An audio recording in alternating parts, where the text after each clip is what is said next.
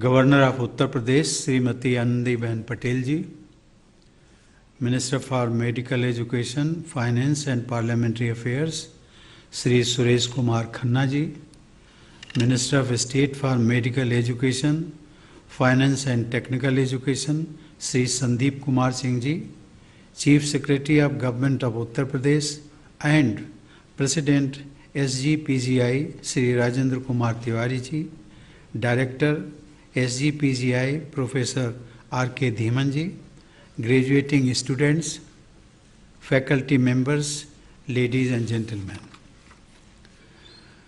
I am delighted to be here at the 26th convocation of the Sanjay Gandhi Postgraduate Institute of Medical Sciences.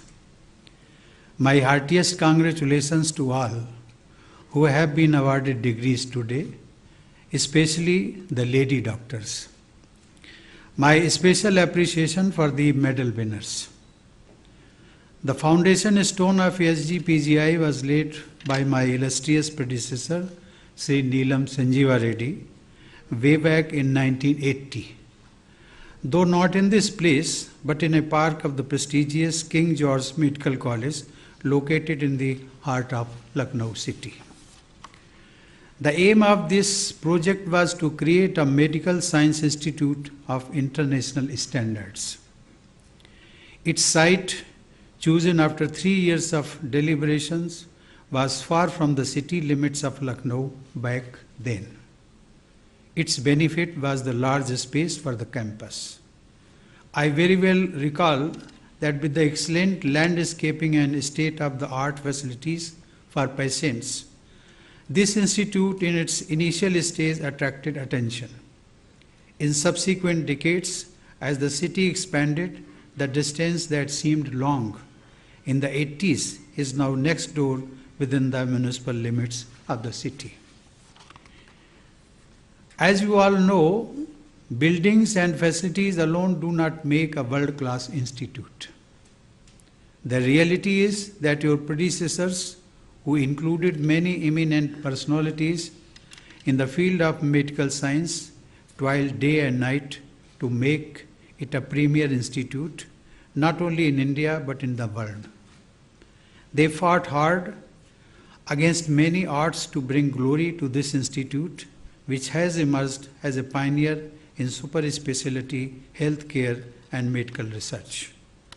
Thanks to them, the institute established several benchmarks right in 1988, when it started patient care and academic work. It had some of the best experts in nephrology, urology, neurology, and psychiatry in its faculty. People of not only Uttar Pradesh but also from neighboring areas no longer had to go to New Delhi or Mumbai for specialized care. This institute offered dialysis facilities and kidney transplants when such services were rare outside the 2 metro cities. Above all, it made top-class facilities available and affordable for the less privileged.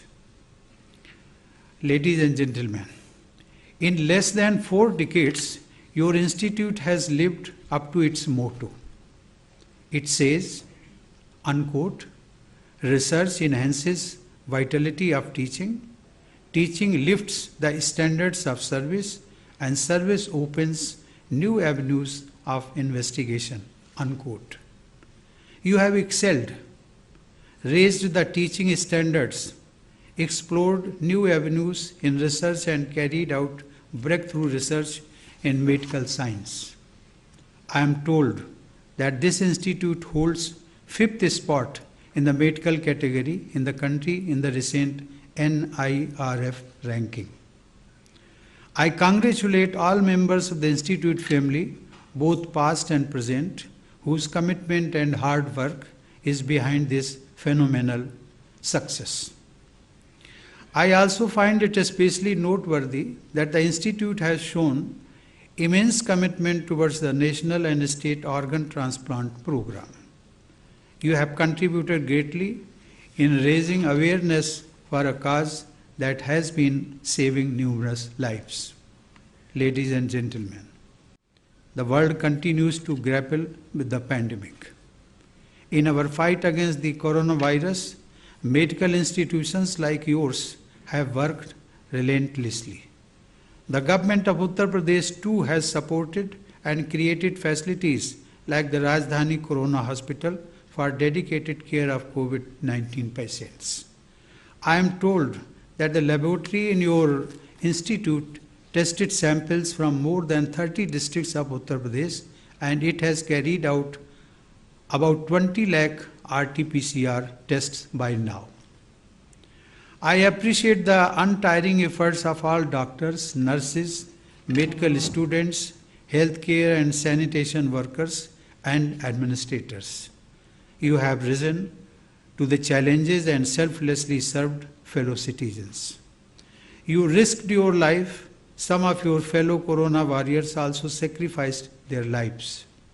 The entire nation is grateful to you for your dedication. The battle against COVID-19 is far from over. We must remain on guard against any laxity. Masks and social distance are our first line of defense, and the vaccine is the best possible protection offered by science. True to the vision of Atmanirbhar Bharat, our scientists have produced made-in-India vaccines. With the collective efforts of our doctors, healthcare workers, and administrators, the nation has been conducting the world's largest vaccination drive. We have made incredible progress with more than 61 crore citizens successfully vaccinated across the country. In Uttar Pradesh, the most populous state of the country, nearly 6 crore 70 lakh people have been vaccinated so far. I appreciate the efforts of all those who are contributing to this great mission. We are making progress on vaccination, but our work is far from over. We have a long way to go, and we cannot rest till every eligible individual is vaccinated. I urge you to keep contributing to raise awareness about vaccination. Ladies and gentlemen, the pandemic has underlined the importance of healthcare in the most unprecedented way. How can we fulfill the healthcare requirements of all citizens, including the less privileged and those living in interior areas? The use of the latest technologies, and especially telemedicine, will go a long way in addressing the health challenges before us. I understand your institute was a pioneer in telemedicine and continues to lead the field.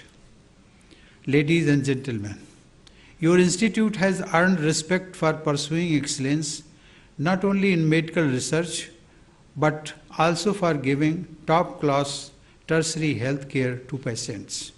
I think now the time has come for all of you to expand your influence all over the state and handhold medical colleges and hospitals which lag behind in specialized medical care. I am told that the Chief Minister has announced setting up of medical college and associated hospitals in every district. It is incumbent upon you to extend your expertise to all these upcoming institutes so that they can be developed as centers of excellence in their own way. This will help people get best treatment within the state, which will eventually emerge as preferred destination for health care. Technological solutions will have to be complemented by various forms of therapy too. India has a rich knowledge base in healthcare in the form of Ayurveda. Along with other traditional forms of medicine as well as yoga, it can help treat lifestyle diseases. Yoga is of course about much more than physical fitness and health care. It is a holistic way of life.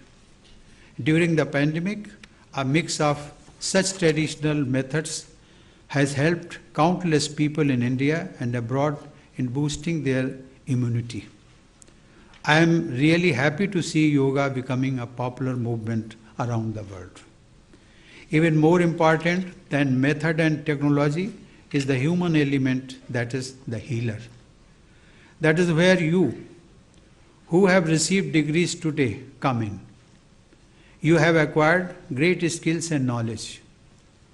Now is the time to put them to use in serving others. For the patient, hoping for relief and recovery, you are nothing less than an angel.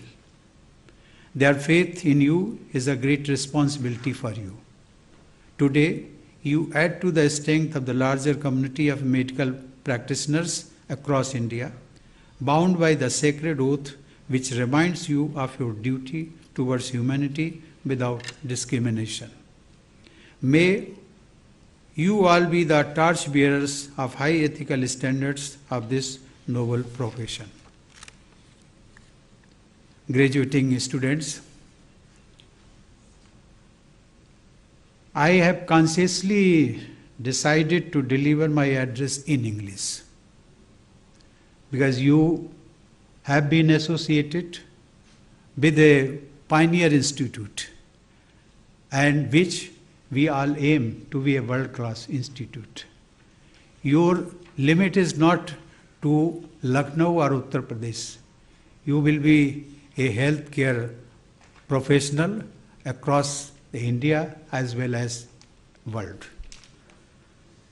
Thank you. I congratulate the students, the young doctors, nurses, medical technologists, and hospital administrators. I also congratulate the director, the faculty, and the staff. I wish you all success in your endeavors. May all of you continue to serve the cause of medicine and humanity. Thank you. Jai Hind.